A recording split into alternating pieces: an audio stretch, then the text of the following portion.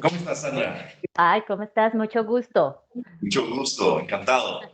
Pues nada, agradecerte primero por conversar sobre esta hermosísima película que la lloré como no te imaginas. Estos ojos chiquiticos de hoy, de estas mañanas, ¿por qué momento conociste esta historia por primera vez?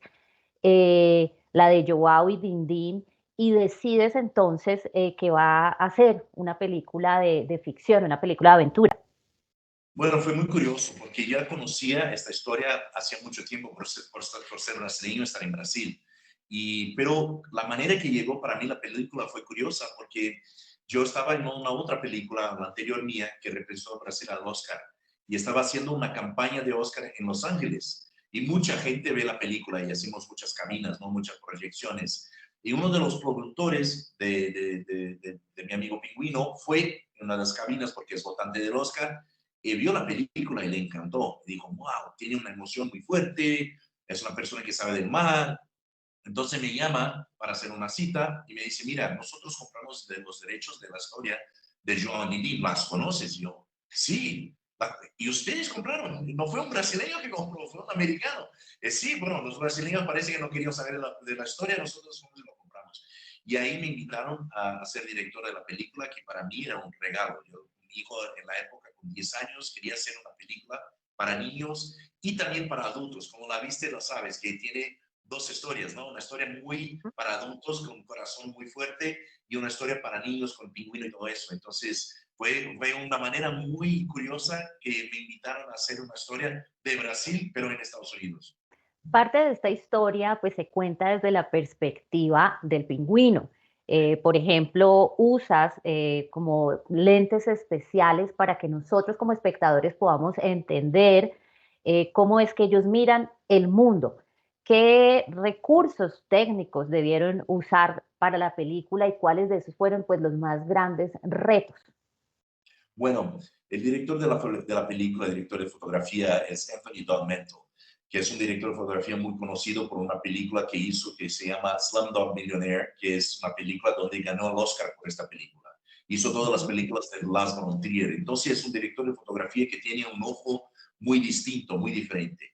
Y cuando nos unimos y hablamos de esta película, yo le dije, yo quiero hacer un punto de vista del pingüino. Yo quiero que el pingüino sea un personaje, no simplemente un pet, un animal, sí un personaje.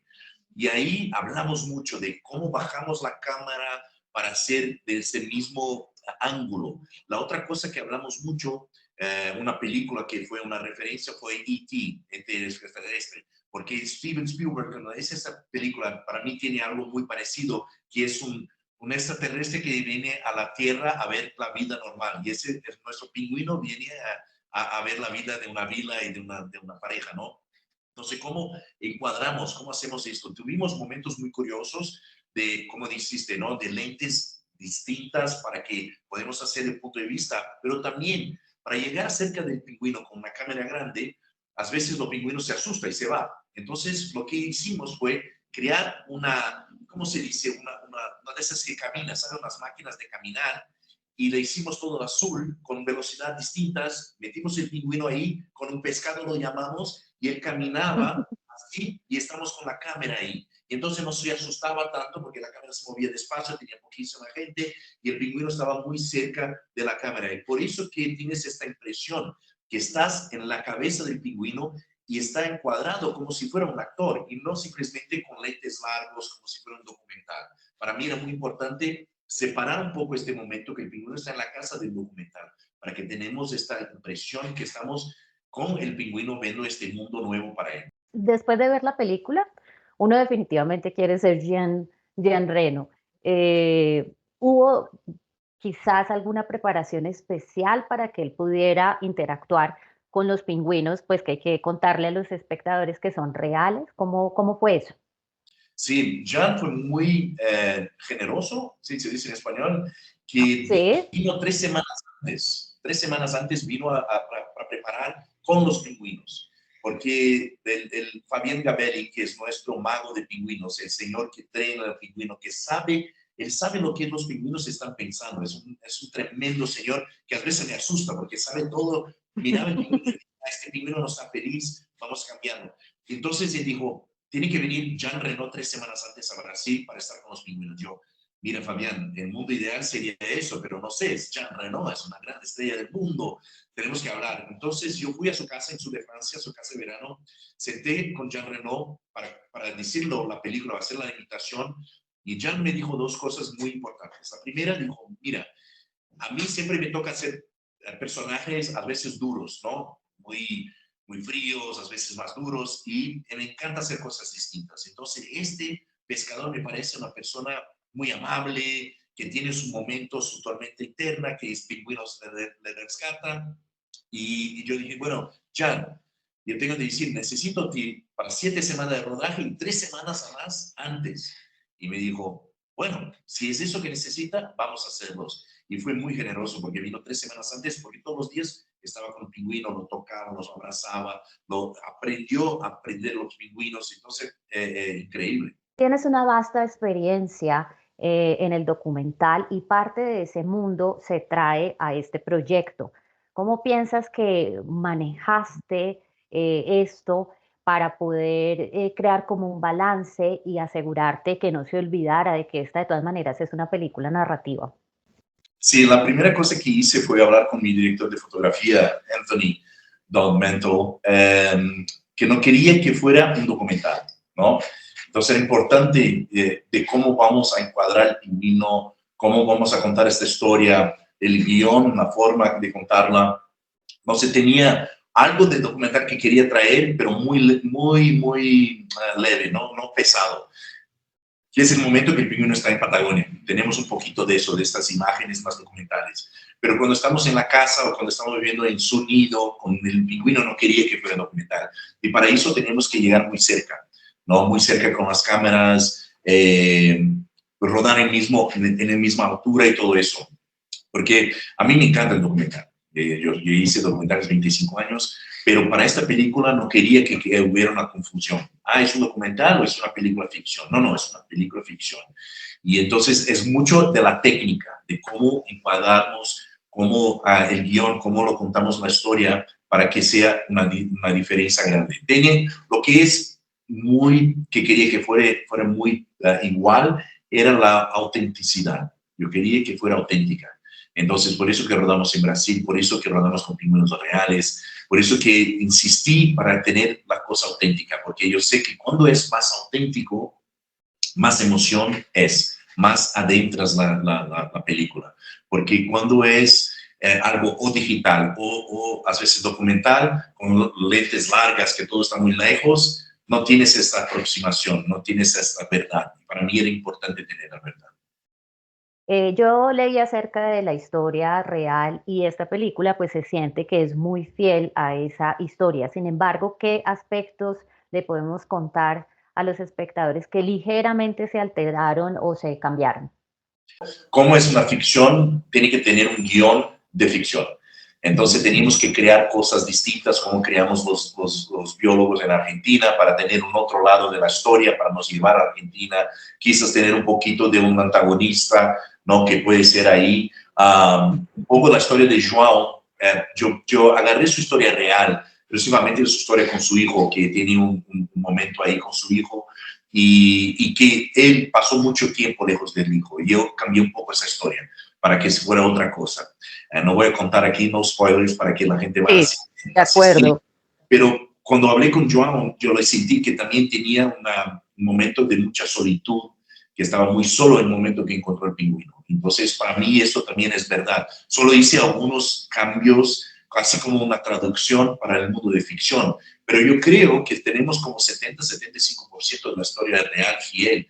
Incluso, claro, cambiamos un poco el tiempo aquí, ahí, pero es muy interesante porque João se quedó famoso, por su historia quedó famoso en Brasil y en el mundo, por alguien que lo rodó, que lo contó su historia y después un periodista y todo eso. Eso es muy verdadero y está en la película. Entonces estoy muy contento que mantuvimos mucho de la historia real adentro. Y más importante que solo la historia, la pureza de la historia. Es una historia muy simple. Yo no quería inventar 50,000 cosas para hacer una historia Hollywood, sabe, muy loca. Yo quería mantener esta cosa simple de este pescador, la relación de pescador con este pingüino. Y yo creo que lo logramos a mantener la simplicidad, la pureza de la historia, que para mí era importante. En el proceso, ¿qué les enseñó al final los pingüinos? Uno siempre habla de las enseñanzas de los humanos, pero los animales le enseñan a uno muchísimo. Bueno, para mí primero que yo tenía una visión muy ignorante de que todos los pingüinos son iguales y son animales así y que todos tienen personalidad. Entonces eso me da me hizo refletir mismo viviendo en el mundo marino, que veía los delfines que tenían personalidades distintas, pero cuando ves pingüinos, como un millón de pingüinos, crees que son todos muy iguales y no son. Todos tienen su personalidad, todos tienen su momento que están viviendo. Y eso para mí fue un momento de mucha conexión, de aprendizaje de los pingüinos y respetar sus tiempos, respetar sus Mm. momentos. Entonces, para mí esta película con pingüinos es cómo los pingüinos nos enseñaron a ser más humanos también, la conexión entre unos al otro. Yo siempre digo, esta película fue muy rara porque el pingüino nos enseña a ser más humanos, que es una controversia ahí de los humanos deberían hacer así, de enseñar a los humanos, y no un pingüino. Entonces yo salí con esta visión mucho más amplia del mundo y también, claro, de este mundo que vivimos tan delicado, ¿no? De la naturaleza y los humanos, creyendo que los humanos son superiores y superpoderes, y no, estamos aquí con otros seres que necesitamos respetar y estar conectados, no solo respetar, pero conectarnos con ellos. Esta película, y esta es la última pregunta relacionada con lo que estamos hablando, pues trae muchos mensajes. Habla sobre el planeta, habla de la interacción y el respeto con otras especies, habla del amor desprendido y de la amistad. Y también decía yo que recupera un poco la fe en la humanidad. ¿Cuál consideras de todo esto que es como el foco más importante que tiene esta película y esta historia? Es muy raro para mí cuando hago películas, no parto como artista de un momento de, quiero tener un mensaje que es este, pero sí la experiencia, ¿no? Para que la gente vive, porque yo creo que cada persona que mira la película tiene una experiencia distinta y va a sacar un mensaje distinto. Esto siempre es con mis películas. Entonces, en esa película, mismo el día del estreno, yo escuché gente de momentos distintos, hablando de cosas distintas para ellos, lo que significa. Pero yo creo que hay algo que he escuchado mucho, no era mi intención, este es el mensaje de la película, pero he escuchado mucho a la gente hablando de esta cosa de la conexión, del amor, de esperanza, de que estamos conectados. Entonces yo creo que es un poco de eso, del amor incondicional, ¿no? De respeto uno con otro, de esta conexión, de cómo estamos en la tierra por un tiempo y tenemos que vivirla y aprovechar estos momentos y de aproximación. Yo creo que he escuchado mucho de esto en varios países donde ya estrenó la película, como Francia, Estados Unidos, Canadá, de la gente hablando de eso. Y eso es muy bonito. Y claro, cada persona tiene una experiencia única, porque es una de esas películas que tienen muchas cosas que tocan nuestra alma, ¿no? Nuestro corazón y alma y va cambiando a medida de tu jornada, de tu vida. Muchas gracias por tu generosidad y por esas respuestas tan generosas. Un placer, un placer. Me encanta hablar de esta película. La gente de TikTok ya están harto de mí porque hablo demasiado, pero es porque soy apasionado por cine y las películas que hago me encanta cuando tiene esta reacción. Está diciendo mentira. Ay, sí, ya alcancé a escuchar. Vale, un fuerte abrazo y que sea un gran estreno en el país, porque la verdad se merece que mucha gente vaya y la vea. Sí, muchísimas gracias, muy amable.